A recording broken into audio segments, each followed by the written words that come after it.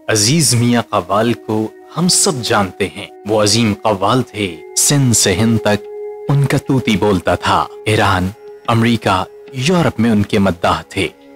لیکن کیا آپ جانتے ہیں کہ عزیز میاں قوال نے ہندوستان کا سفر کیوں کیا؟ انڈیا میں کس سے اور کیوں ملاقات کی تھی؟ آج کی اس ویڈیو میں ہم آپ کو تفصیل سے بتائیں گے۔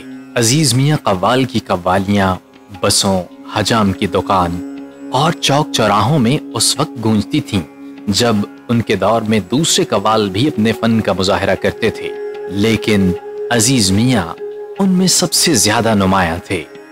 وہ تصوف کی راہ کے مسافر تھے اور تصوف کے الجھے راستوں کو آسان بنانے کے لیے وہ ہر وقت کسی نہ کسی صاحب کشف بزرگ کی تلاش میں رہتے۔ اسی تلاش میں وہ کبھی ہند گئے تو کبھی سندھ۔ عزیز میاں قوال کی پراسرار شخصیت کے بارے میں راشد اشرف کی کتاب آفتاب علم و عرفان مولانا عبدالسلام نیازی میں حیران کن انکشافات سامنے آئے ہیں۔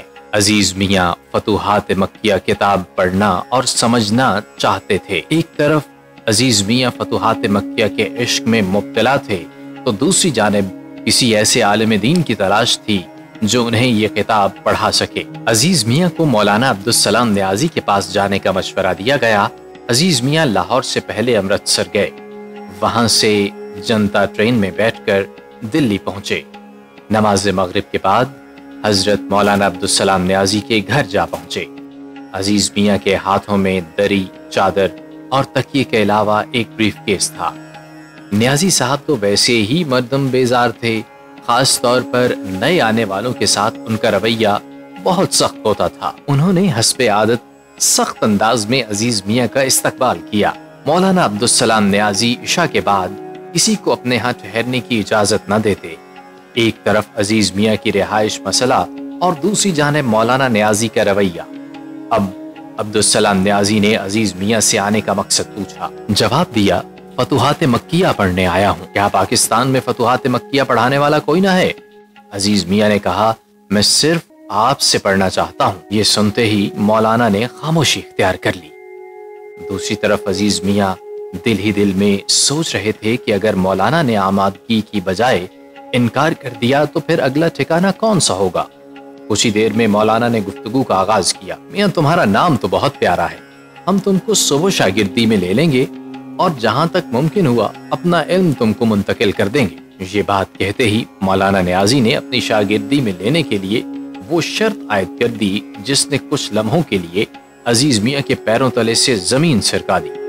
انہوں نے کہا کہ میری شاگردی کی شرط یہ ہے کہ میری صحبت میں آنے سے قبل ایک رات بازار حسن میں گزاریں گے۔ اگر تم کو میری یہ شرط قبول نہ ہو تو پھر میرے ہاں مت تشریف لانا۔ اب انہوں نے عزیز میاں کو حکم دیا، چلو اپنا سامان اٹھاؤ اور مجھے دکھائی نہ دو۔ عزیز میاں کے مشکلات میں اضافہ ہوتا جا رہا ہے۔ لاہور سے روانہ ہوئے تو ان کے دوست میاں محمد یاسین نے کہا تھا کہ اگر مولانا عبدالسلام نیازی سے اکتساب علم نہ حاصل کر سکو تو لاہور واپس نہ آنا، راستے میں جمنا پڑتا ہے۔ پھر مولانا عبدالسلام نیازی سے ملاقات ہوئی تو انہوں نے حکم صادر کر دیا کہ میری صحبت میں آنا ہے تو ایک رات کے لیے اس بازار میں چلے جاؤ۔ عزیز میاں نے اپنا اسباب اٹھایا اور بازار حسن کی تلاش میں نکل پڑے۔ ایک رکشہ لیا، اسے کہا شہر کے کسی بھی کوٹھے پر لے چلو۔ رکشہ والے نے چند لمحوں بعد انہیں ایک بڑی عمارت کے سامنے ڈراپ کیا۔ 3 منزلہ عمارت کے آگے لمبوترا برآمدہ تھا۔ پوری عمارت پر ایک ایک کمرے کے بے شمار فلیٹ بنے ہوئے تھے۔ بقول رکشے والے کے پوری عمارت میں طوائفیں رہتی تھیں۔ عزیز میاں کے ایک ہاتھ میں اٹیچی کیس جبکہ بغل میں بستر تھا۔ پہلے گراؤنڈ والے کمروں کا جائزہ لیا۔ ہر کمرے میں طوائفیں بنی سجی بیٹھی تھیں۔ پہلی منزل پر جانے کے لیے سیڑھیوں کا راستہ اختیار کیا۔ ہر منزل کے آخر میں پان اور چائے کی دکانیں تھیں لیکن گاہک نہیں تھا۔ پہلی کے بعد دوسری اور پھر تیسری منزل پر جا کر دم لیا۔ رات کا 1 بج چکا تھا۔ بازار کے بند ہونے کا وقت قریب آ رہا تھا کہ تیسری منزل کے درمیان ایک فلیٹ میں عزیز میاں کو 2 خوبصورت لڑکیاں بیٹھی دکھائی دی۔ تھکا ہارا مسافر بوجھل قدموں کے ساتھ کمرے میں داخل ہوا۔ چاندیاں چمک رہی تھیں۔ قالین پر ایک ہارمونیم اور ایک طبلہ سجا ہوا لیکن کوئی سازندہ موجود نہ تھا۔ عزیز میاں نے اپنی جیب کی طرف ہاتھ بڑھایا، پرس نکال کر لڑکیوں کے سامنے رکھ کر گانے کی فرمائش کر کے سر جھکا کے بیٹھ گئے۔ دونوں لڑکیاں یہ صورتحال دیکھ کر ہنسنے لگی۔ پریشان حال عزیز میاں نے اپنی نظروں کو اوپر اٹھایا اور کہا، مجھے دیکھ کر کیوں مسکرا رہی ہو؟ ان لڑکیوں میں سے ایک لڑکی نے جواب دیا، ہم نے آج تک ایسا تماشبین نہیں دیکھا۔ عزیز میاں نے احتجاجی انداز میں ان سے پوچھا کہ کیا ہوا؟ لڑکی نے لہک کر جواب دیا، اس کوٹھے پر بڑے بڑے نواب آتے ہیں مگر بستر ہمارے ہوتے ہیں۔ آپ واحد تماشبین ہیں جو بستر سمیت آئے ہیں۔ عزیز میاں نے جب یہ سنا تو کہنے لگے، آپ ٹھیک کہہ رہی ہیں، میں پردیسی ہوں اور پاکستانی ہوں۔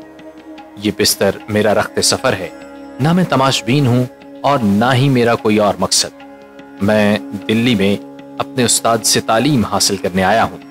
ان کی ایک شرط تھی کہ میں تعلیم حاصل کرنے سے پہلے ایک رات اس بازار میں بسر کروں۔ دونوں بہنوں کی حیرت میں اضافہ ہوا، پوچھنے لگیں، اپنے استاد کا نام تو بتائیں۔ عزیز میاں نے مولانا عبدالسلام نیازی کا نام بتانے سے گریز کیا تو دونوں نے ضد کی کہ ہمیں لازمی اپنے استاد کا نام بتائیں، جس پر عزیز میاں نے کہا کہ میرے استاد کا نام مولانا عبدالسلام نیازی ہے۔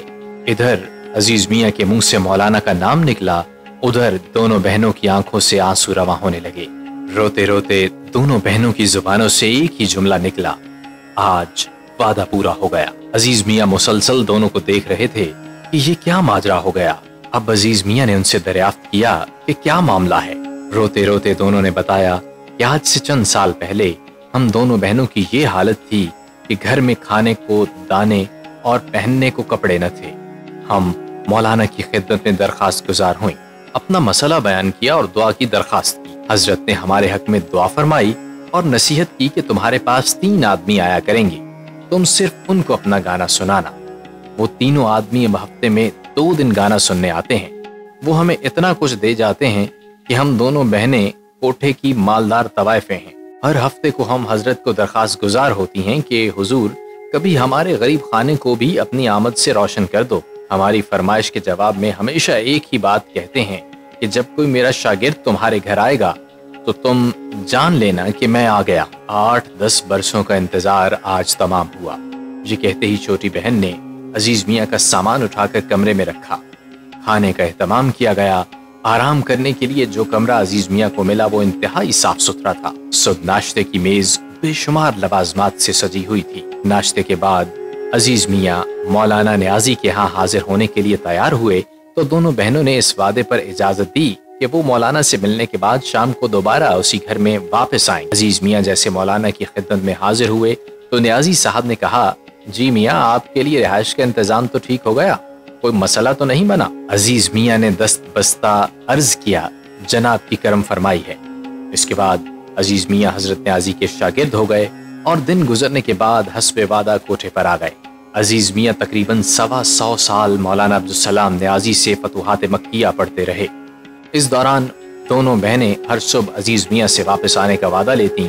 دونوں لڑکیوں نے عزیز میاں کے کپڑوں کا ناپ لے کر درزی کو دیا، درجنوں سوٹ بنوائے۔ ہر صبح جب عزیز میاں بیدار ہوتے ایک سوٹ ان کا منتظر ہوتا۔ ان سوٹوں کی جیبوں میں روزانہ اتنی رقم موجود ہوتی کہ عزیز میاں کے بار بار منع کرنے کے باوجود وہ اس طرح عزیز میاں کی خدمت میں مگن رہتیں کہ عزیز میاں مالی مشکلات کا سامنا کیے بغیر نہ صرف تعلیم حاصل کر لی بلکہ اپنی لائبریری کی بہت ساری کتب کو بھی خرید کر لیا۔ عزیز میاں کے اس شوق مطالعہ نے انہیں اس قابل کر دیا تھا کہ وہ قوالی کرتے کرتے سوال جواب کے انداز میں پرفارم میں مشہور ہو گئے۔ دلی کے بازار حسن میں دونوں بہنوں کے حسن اخلاق سے اتنے متاثر ہوئے کہ تلمبہ میں جا کر اس بازار سے تعلق رکھنے والی خاتون تسنیم ملکہ سے شادی کی اور پوری زندگی خوب تعلق نبھایا۔